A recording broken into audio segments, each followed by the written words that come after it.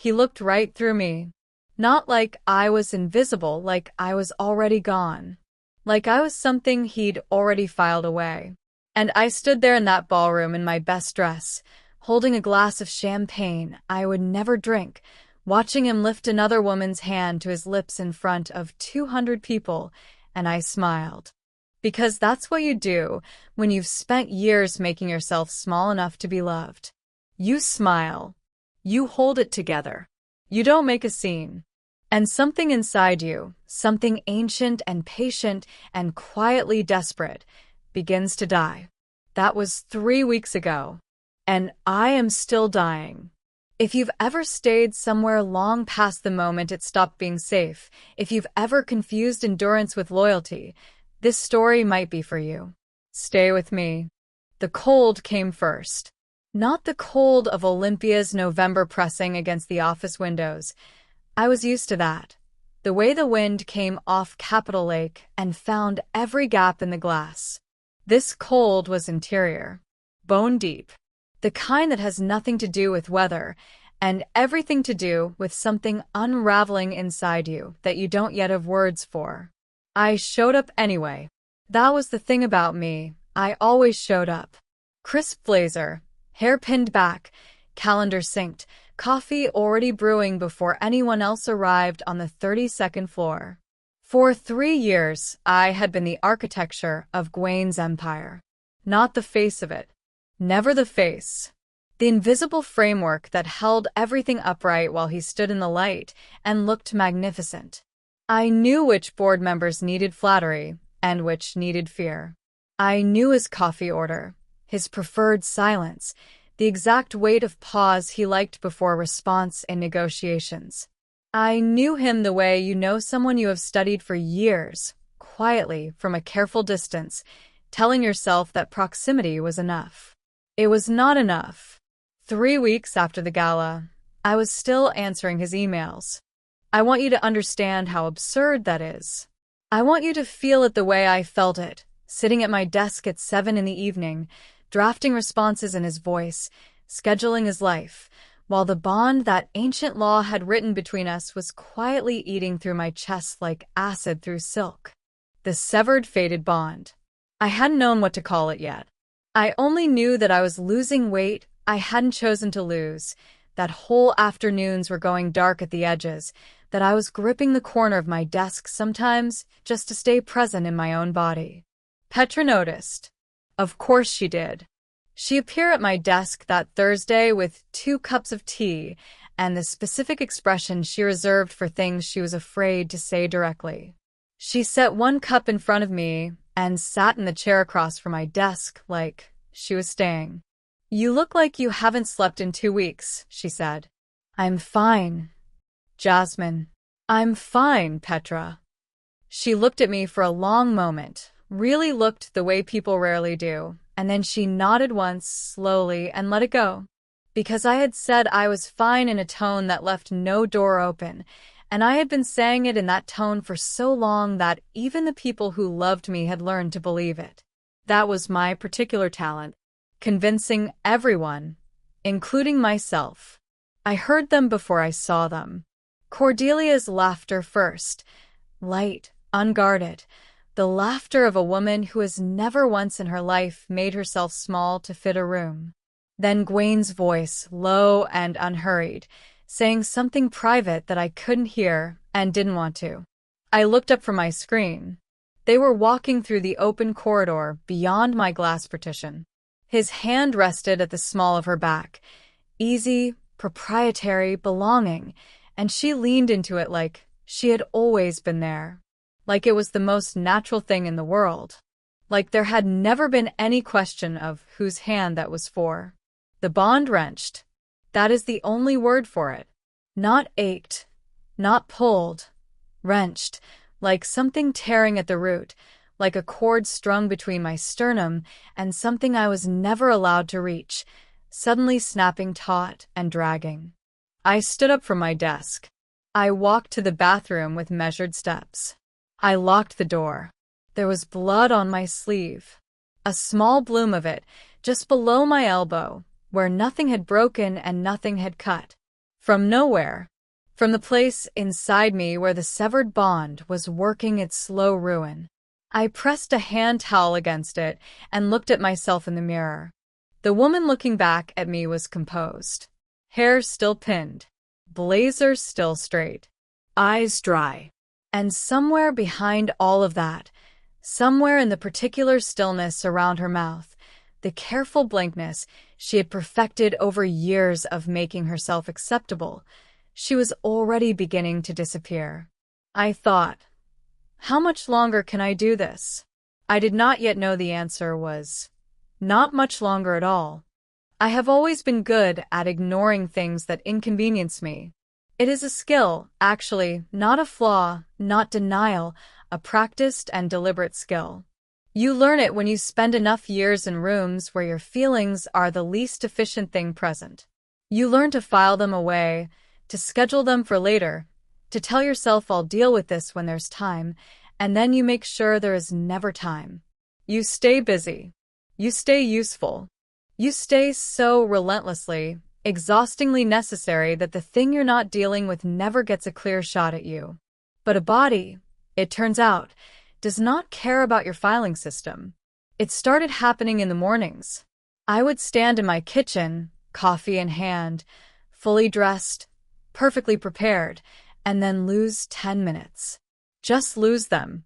One moment the clock said 7:04, and then without any sensation of passing time, it said 7:14, and I was standing in exactly the same position, and the coffee had gone cold in my grip. I told myself it was stress. I told myself it was grief, though I refused to call it that. I told myself a lot of things that required me to remain in control of the narrative. Then came the morning I found myself sitting on my bathroom floor with no memory of how I got there. I was still dressed for work. My bag was still over my shoulder. The lights were on, and I was sitting with my back against the tub and my knees pulled to my chest, staring at the tile grout, and I had absolutely no idea how many minutes had passed or what had happened inside me that had quietly put me on the floor. That was the morning I stopped lying to myself. Theodore keeps his archive on the east side of Olympia, above a bookshop on Legion Way that most people walk past without noticing. The stairs up are narrow and smell of old paper and something older, iron, maybe, or time itself mineralized.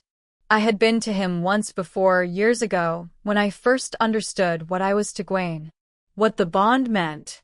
He had explained it to me then with the same unhurried precision he brought to everything, a man who has lived long enough that urgency strikes him as faintly embarrassing.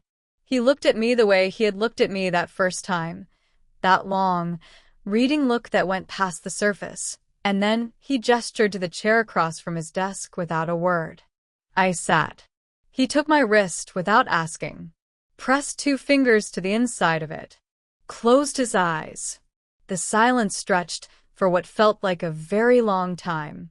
When he opened his eyes, he did not immediately speak. He released my wrist with the careful deliberateness of someone setting down something fragile, and he folded his hands on the desk, and he looked at me with an expression I recognized, the expression of a person organizing a truth before they deliver it. The severed bond is consuming the cellular architecture of the connection, he said. Without completion or formal dissolution through a countering claim, the body cannot sustain the fracture. It will continue to deteriorate. I kept my voice even. How long? He didn't look away. He was kind enough, or perhaps experienced enough, not to soften it. Months. Possibly less, given the current rate. Months. I sat with that word the way you sit with something you already knew, but needed someone else to say out loud. Because there is a particular mercy in finally being given the correct name for the thing that's been killing you. It doesn't fix anything, but it stops the exhausting work of pretending it might be something else. Is there anything? A countering bond, he said before I finished. Freely given, chosen rather than fated. It would override the fracture and dissolve the remaining connection to the original claim. He paused. But it must be genuine. The blood knows the difference between survival and surrender. I nodded once. I thanked him. I walked back down the narrow stairs and out into the gray November afternoon. I drove to the waterfront without deciding to. I parked on the curve above Capitol Lake and turned the engine off and sat. The water was the color of pewter that afternoon, flat and still, holding the last of the daylight in that way water does, like it's reluctant to let the dark come. The mountains beyond were barely visible, just shapes suggested through the cloud. I did not cry. I want to be clear about that, not as a point of pride, but as an honest accounting. I was past crying. Crying requires a belief that the feeling is temporary, that it will pass, that expressing it moves you through it and out the other side. I had used up that belief somewhere in the last 3 weeks. What was left was something quieter and heavier, a reckoning. I thought about the woman I had been at 30, certain she was on the right road because the road was difficult, and difficult had always felt like evidence of worth. I thought about what I had given this city, this company, this man who looked through me in a ballroom like I was already classified and filed and finished. And then, for the first time in longer than I could remember, I thought about what I wanted. Not what I owed. Not what was needed. Not what would make me indispensable. What I wanted. What kind of woman I was still capable of becoming if I could just find someone willing to look long enough to see her. The sun set over the lake. I watched it go. Then I started the car and I drove. There are days that break you in the morning and then have the audacity to keep going. That Friday was one of them. I had been in the office since 6. I had managed 3 crises before 10, none of which were mine to manage, but all of which had landed on my desk, because that is what happens when you spend years being the person who handles things. Eventually, everything becomes your thing. Gwen had walked past me twice without acknowledgement. Cordelia had called at noon to ask me to confirm their dinner reservation for Saturday, her voice warm and entirely oblivious, the kind of warmth that doesn't know it's standing on someone's grave. I confirmed the reservation. I said, "Have a lovely evening." I hung up and sat very still for approximately 45 seconds, and then I opened the next email and kept moving. By 5 o'clock, my hands had developed a tremor I couldn't explain. Not dramatic, barely visible, really just a fine unsteadiness at the edges, the way old photographs blur slightly at the corners. I pressed them flat against my desk and breathed through it. By 6, the cold had moved into my sternum. By 7, when the last of the office had emptied and the floor was dark except for my desk lamp, I understood that I was not going to make it home in any meaningful sense. I could get myself to the car. That much I was certain of. What happened after that was less clear. I found the restaurant the way you find things when you've stopped making decisions by stopping. Capitol Way was quiet that time of evening, the kind of quiet that Olympia does in November when the tourists are gone and the city pulls in on itself, goes still and private. Warm light fell from a window I hadn't noticed before. A place I'd driven past 100 times and never once registered. I parked without planning to. I walked in without deciding to. The room was low and amber and unhurried. A bar along one wall, 4 or 5 tables, a booth in the back corner half curtained from the rest. The kind of place that asks nothing of you the moment you walk in, no performance required, no brightness expected. I slid into the corner booth and a server appeared, and I ordered tea I already knew I wouldn't drink, and then I put my hands around the cup anyway because it was warm, and warm was all I had the capacity to want. I didn't take my coat off. I wasn't sure I had the energy. I sat there in the amber quiet, and I let myself be nobody for a few minutes. No calendar. No inbox. No name that meant anything to anyone in that room. Just a woman in a booth, holding a cup of tea, existing at the very edge of her reserves. I didn't notice him at first. He was at a table near the front. Or he had been. The dinner was clearly over. The other chair was empty. napkin folded, plates cleared. He was reviewing something on his phone with the distracted focus of a man finishing a thought. Dark suit, no tie, the particular stillness of someone who doesn't fidget because they've never needed to prove they belong somewhere. I noticed him the way you notice things in peripheral vision, not looking, just aware. And then something changed. I felt it before I saw it. The quality of the room shifted, very slightly, the way a room shifts when someone in it stops doing what they were doing and does something else instead. I looked up. He was looking at me. Not the way men sometimes look at a woman alone in a restaurant, assessing, transactional, already building a sentence. This was different. He was looking at me the way you look at something that has stopped you mid-thought. Like he'd been going somewhere and had suddenly forgotten where and why. His phone was still in his hand, but he wasn't seeing it anymore. He was seeing me, and whatever he was seeing had made him go very, very still. I looked back down. I heard the chair. The unhurried movement of someone crossing a room without apology. And then he was there. Not looming, not performing, just present. And he sat across from me in the empty seat like he'd been asked, though I hadn't spoken a word. He didn't introduce himself. He didn't explain himself.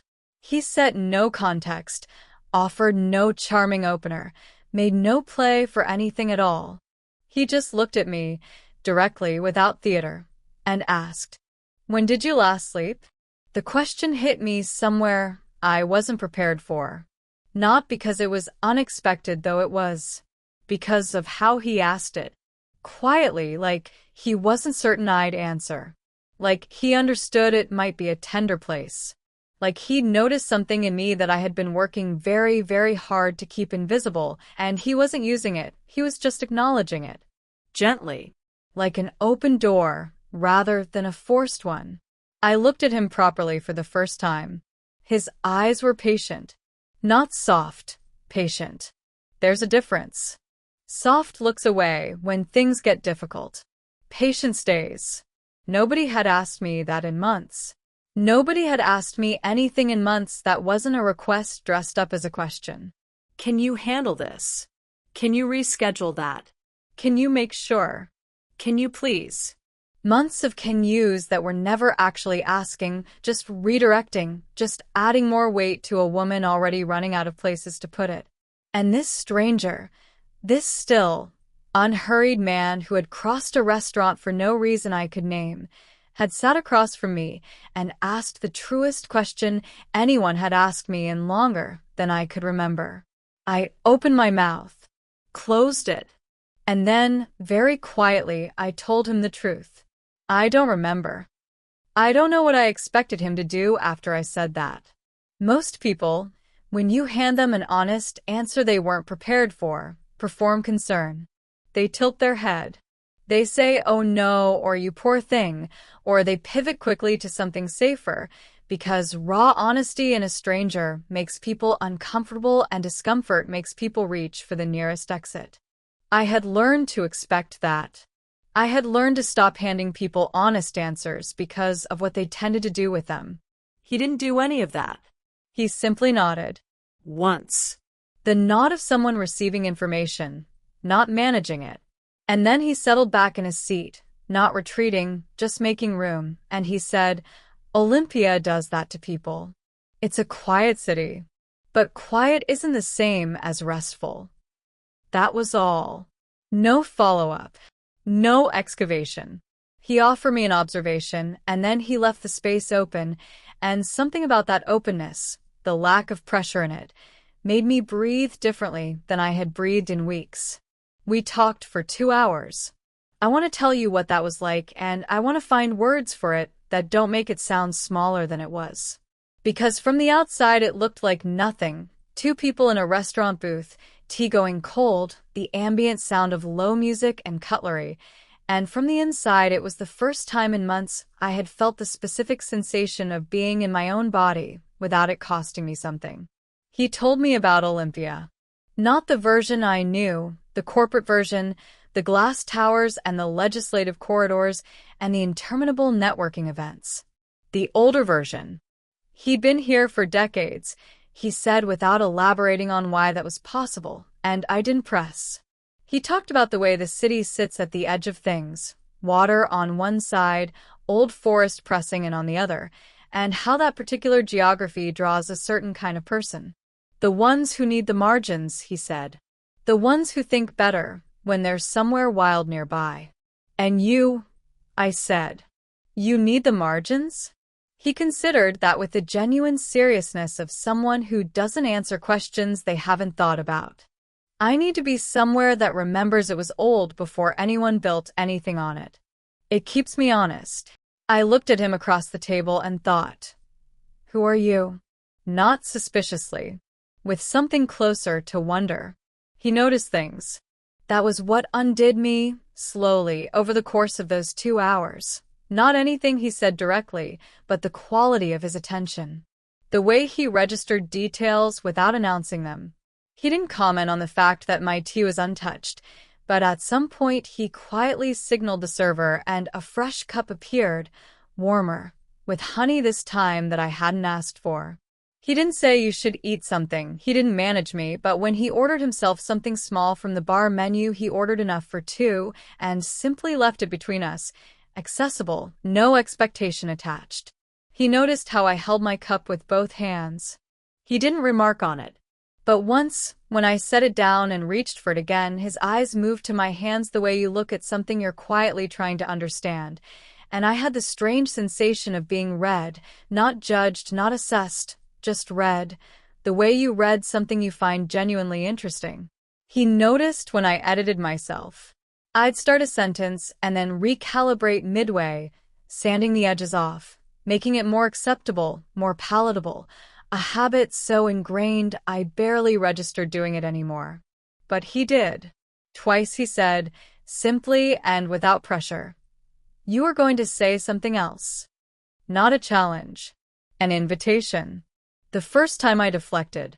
The second time, I said the thing I'd actually meant to say, and he listened to it with the same unhurried patience he brought to everything, and the world did not end. I did not tell him about Gwen. I did not tell him where I worked, whose empire I had been holding together with both hands while it ignored me. I don't know exactly why, or maybe I do. I think I needed one space in my life that didn't have that name in it.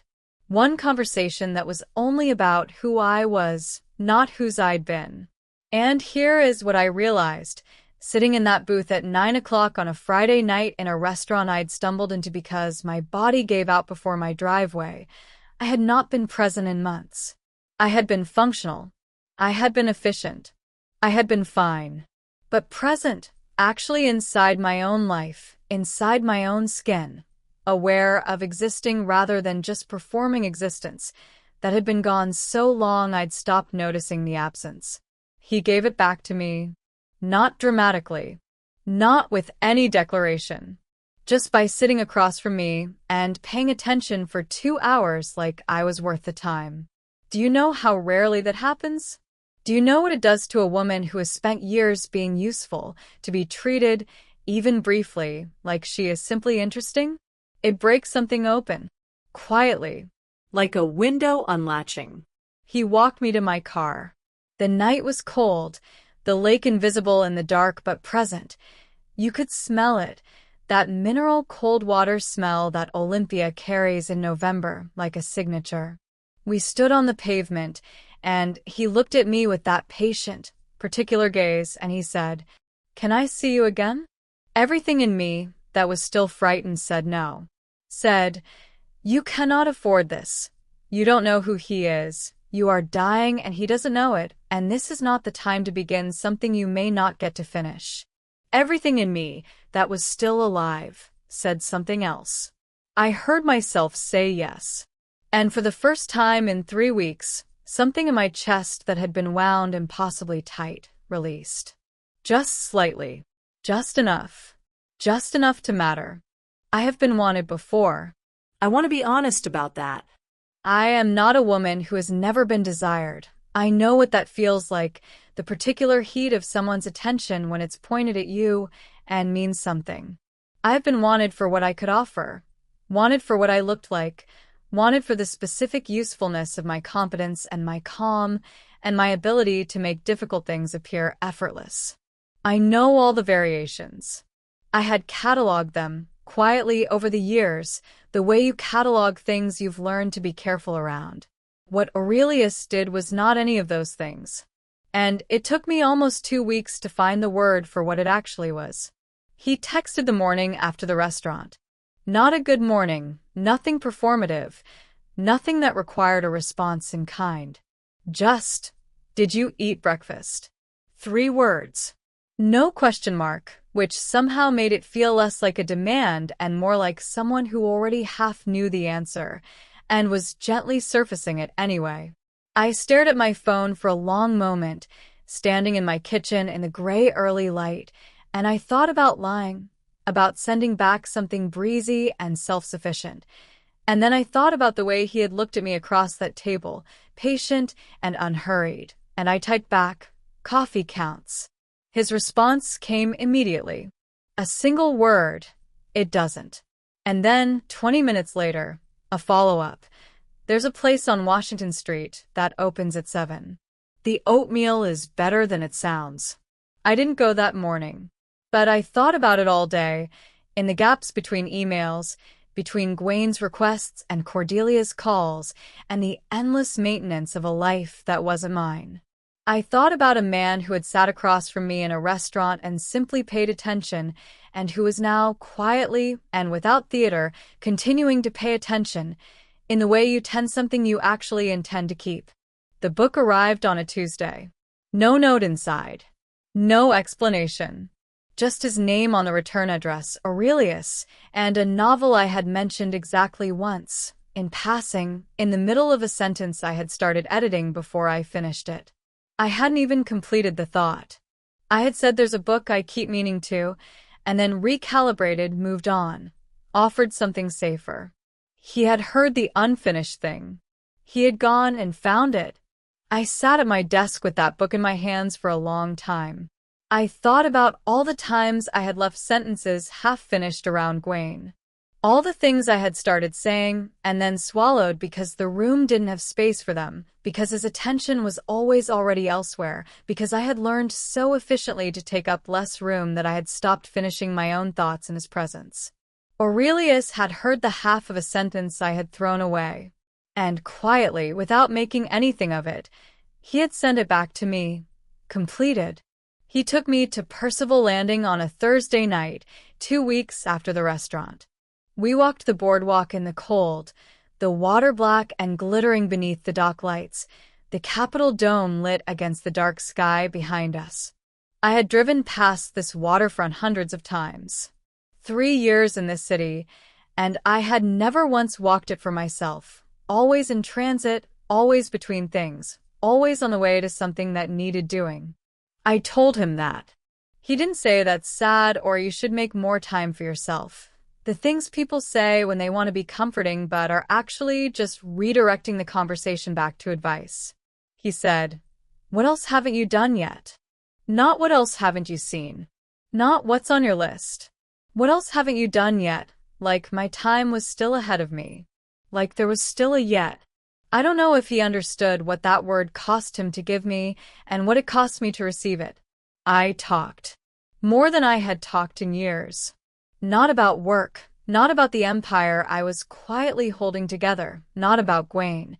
That name still lived in me like a splinter I couldn't reach, but about smaller things. Things I'd wanted. Places I'd half decided to go, and then rescheduled for someday. The version of my life I'd had in mind at 30 that had gotten quietly reprioritized out of existence. He listened the way water listens to rain, completely, without resistance, absorbing everything without asking me to repeat myself. Something was happening in my body that I didn't have the right language for. The deterioration, the fraying that Theodore had named so clinically, the cellular unraveling of a bond severed before it was ever honored. It hadn't stopped. I could still feel it, those mornings when I woke up and the cold was inside rather than outside, when the edges of my vision went soft in a way I'd stopped mentioning to anyone. The bond to Gwaine was still dismantling me, slowly, in the background, the way a house goes when nobody lives in it anymore, not sudden collapse, just the quiet surrender of things that need tending. But around Aurelius, it slowed. I felt it empirically, the way you feel a fever beginning to break, not gone, not fixed, but less. Something in my blood was responding to his proximity with a recognition I couldn't explain and wasn't ready to name. Not the fated pull I had felt toward Gwaine, that had always felt like gravity, like being pulled toward something regardless of your own consent. This was different. This felt like choice. Like something in me was leaning rather than being dragged. He didn't rush it. He didn't reach for more than I offered. He courted me, and I use that word deliberately, because there is no better one, with the patience of someone who understood that a woman who has been invisible for a long time doesn't need to be claimed. She needs to be convinced she's worth the wait. And God help me, standing on that boardwalk in the November cold, watching the water move in the dark, his shoulder close enough to mine that I could feel the warmth of him, I was beginning to believe he meant every quiet, unhurried, carefully attentive word of it. That terrified me more than the dying ever had. Theodore's message came on a Wednesday morning, for words in an email with no subject line. Come before the weekend. I knew what it meant. I had known, the way you know things you've been quietly bracing for, not with certainty, but with the particular dread of someone who has been counting the signs and running out of reasons to discount them. The tremors in my hands had worsened. The lost time was lasting longer now, not 10 minutes but 30, once nearly an hour, whole sections of afternoons simply gone. The cold in my chest had moved deeper, settled into something that felt less like symptom and more like presence, like something establishing residence in the space where the bond had been. I went to see Theodore that evening. He didn't make me sit down this time. He just looked at me from across his desk and said, with the gentle finality of a man who has delivered this particular kind of news before, weeks, perhaps less. I drove home. I sat in my car in the dark outside my building. I thought about the boardwalk at Percival Landing, about a shoulder close to mine in the cold, about 3 words sent at 7 in the morning that had no agenda except to make sure I had eaten. I thought about what it would mean to take those weeks and spend them quietly, invisibly, the way I had spent the last 3 years, useful to the end, and alone in every way that counted. And I thought, no, not this time. I called Aurelius. Not texted, called, because some things require a voice, require the vulnerability of real time, require you to have nowhere to hide while you say the thing that needs saying. He answered on the second ring. He didn't say hello, he said my name, just my name, the way you say the name of someone you were already thinking about, and the sound of it nearly undid me before I'd said a single word. I need to tell you something, I said. All of it. Things I should have told you already. A pause. Then, come over.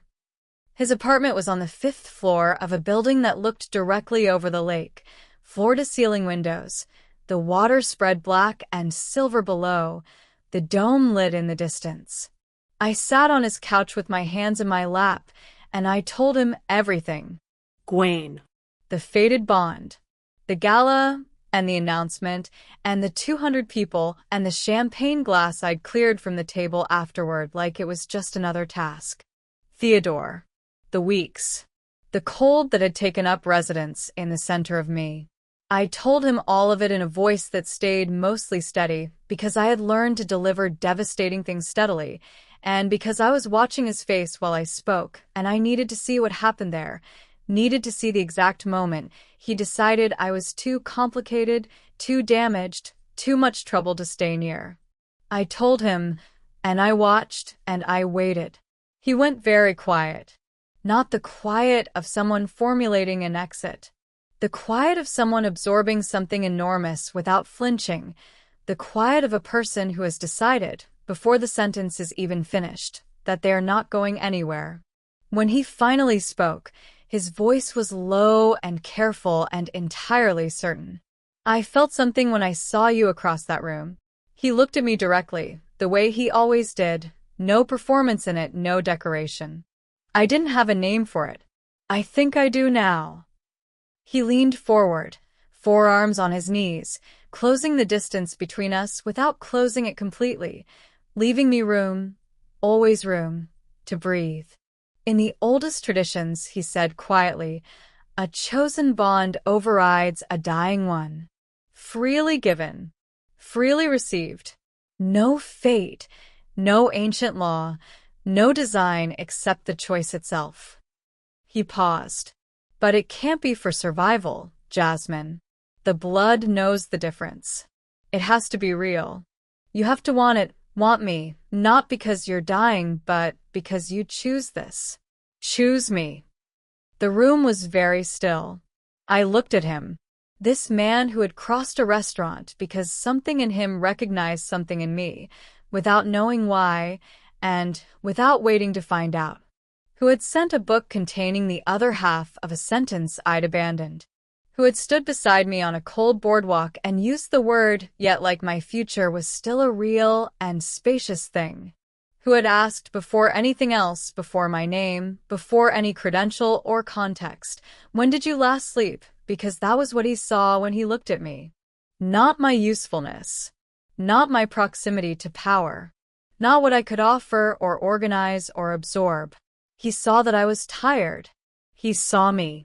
I had spent so long in rooms where I was invisible that I had genuinely begun to believe visibility was not something I was owed. I had arranged myself around that belief so thoroughly, so efficiently, that I hadn't noticed it become the architecture of everything.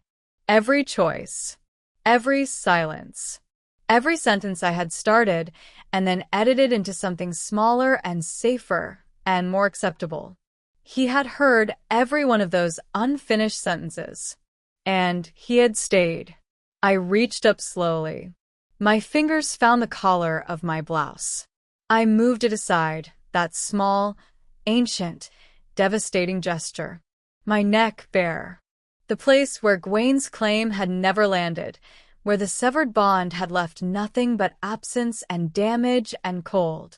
He looked at what I was offering him. And then, and this is the thing I will carry with me for the rest of whatever life I have left, he reached out and took my hand first. Not my neck. My hand. He held it in both of his and looked at me and said, "Are you sure?" Not checking my survival calculation. Checking me. "Yes," I said. And I meant it in every direction, not because I was dying and he was the cure, but because I was finally, after years of making myself invisible to stay safe, choosing to be seen. Choosing him. Choosing this. His lips met my neck with a gentleness that broke me open. And the bond to Gwen, that cold, fraying, costly thing that had been consuming me for weeks, dissolved. Not violently. Like smoke when a window opens. Like something that had been waiting for permission to finally let go. What rushed in to replace it was warm. And it was mine. Chosen. Real. Something inside me that had been sealed shut for years, maybe always, maybe since before Gwen, maybe since the first time I decided I had to make myself smaller to be loved, opened quietly in the dark. And I let it. If this reached something in you, if some part of this felt less like a story and more like a memory, there are others here. Women who found their way back to themselves through the most unexpected doors. Stories like this don't always stay where you can find them. If you want to keep this feeling close, subscribe. This is where it lives. The resignation email took me 4 minutes to write. 2 sentences. My name at the bottom, signed the way I had signed 10,000 documents in his service. Clean, precise, a small perfect thing. No explanation. No appeal for acknowledgement. No softening of edges for his comfort. I read it once, changed nothing, and pressed send at 8:15 on a Tuesday morning in March, 6 months after a gala where I had smiled while something inside me began to die. I closed the laptop and made coffee and stood at the window of my own apartment. Not his office, not his 32nd floor, not the glass and steel of someone else's empire. And I watched the light come across Capitol Lake, and I felt, for the first time in longer than I could name, like the morning belonged to me. That was all. No thunder. No ceremony. Just a woman, finally living in her own life, watching the light move on water. 6 months does remarkable things to a person who has stopped apologizing for existing. My name was moving through Olympia's old power circles the way a quiet fire moves, not loudly, not dramatically, but steadily, touching things and changing them. 3 independent consulting contracts, a 4th pending. People who had known me only as Gwen's secretary, that diminishing little possessive, were beginning to know me as something else entirely. Something without a qualifier attached. I had walked Percival Landing every Thursday evening since November.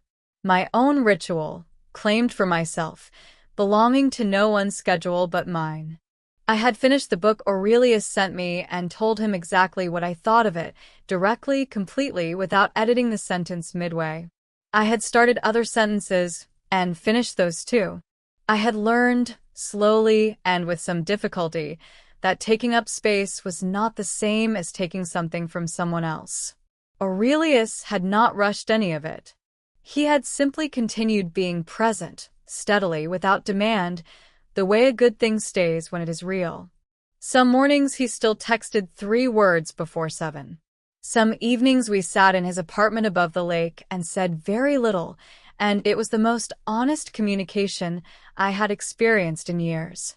I was not fixed. I want to say that clearly because I have no patience anymore for stories where women are repaired by love like something broken waiting for the right pair of hands. I was not fixed. I was returned to myself, to the woman who had existed before she learned to make herself small enough to be tolerated. That woman had always been here. She had just been waiting in a room where no one thought to look. The summit was held in a glass tower directly above the lake, the kind of venue designed to remind everyone in the room that height and power share a grammar. I had attended events like this dozens of times, always slightly behind Gwen's left shoulder, always useful, always invisible in the specific way that competent women in service roles become invisible, present in every functional sense, absent in every human one. I arrived beside Aurelius. His hand was at my back, easy, unhurried, the touch of someone who has nothing to prove and nowhere else he would rather be. I wore something I had chosen for myself, in a color I liked, cut to fit the woman I actually was rather than the woman who had learned to disappear into neutral tones and professional restraint. We moved through the room the way people move when they are not performing entry, just arriving, just present, just there. I felt the moment Gwen saw me. Not because I was watching for it. Because the room shifted very slightly, the way rooms shift when something significant changes inside them.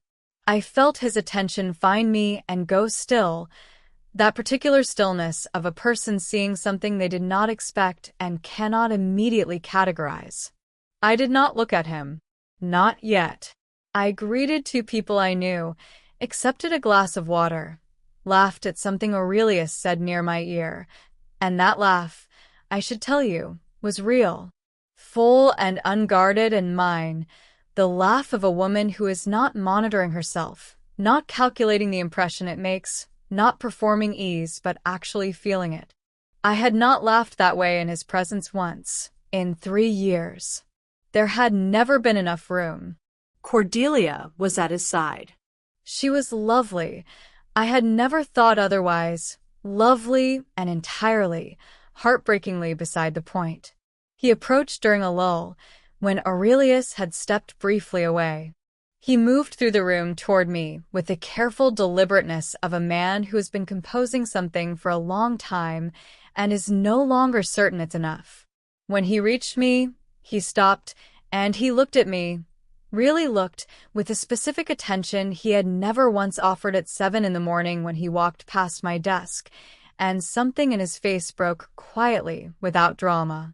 Jasmine, Gwen. My voice was warm. I meant it to be. I was not performing graciousness. I had simply arrived at the place beyond anger, beyond grief, beyond the need for his remorse to tell me anything about my own value. That place is not indifference. It is something harder one and more complete. He said, "You look," and then stopped. Started again. I was wrong. About everything. About what I couldn't see. I looked at him, and I felt nothing that required anything from him. Not closure, not acknowledgement, not the satisfaction of watching him understand. Those needs had dissolved the night a chosen bond replaced a dying one, the night something sealed inside me finally opened. "I know," I said simply. "I hope you find your way to being well, Gwen." I mean that. He searched my face for something. I don't know what he was looking for. Anger he could argue with, grief he could address, some remaining thread of the woman who had spent years waiting for him to look. There was nothing to find. I had taken all of that back. Aurelius returned. His hand found the small of my back, and I turned toward him the way you turn toward warmth without thinking about it. Naturally, completely, without looking back. We moved through the crowd. The glass of the window caught my reflection as we passed, composed, luminous, unhurried, and then we rounded a corner, and the reflection was gone. Behind us, Gwen stood alone in the center of the room. I know this not because I saw it, but because I understand, now, how loss works when it is finally and fully felt. It does not announce itself. It settles. It stays. It finds you in rooms full of people and reminds you, quietly and without mercy, of the exact morning you walked past something irreplaceable and chose not to look. He had 100 of those mornings. He would carry everyone. I do not tell you this story as a woman who survived something. I tell it as a woman who chose something, who, at the very edge of invisible, at the very limit of having made herself small enough for long enough, reached for the one thing she had never once allowed herself, the radical, terrifying, ordinary act of being chosen back. It was not magic. It was not fate. It was a man who crossed a room and asked a simple question, and a woman who, for the first time in longer than she could remember, told him the truth. That is all transformation ever really is. A question someone finally asks, an answer you finally stop editing, and the specific courage of a woman who decides, at last and not a moment too soon, that she is worth the full, unabridged, undiminished weight of her own story. I am that woman, and I am still becoming her, every single day.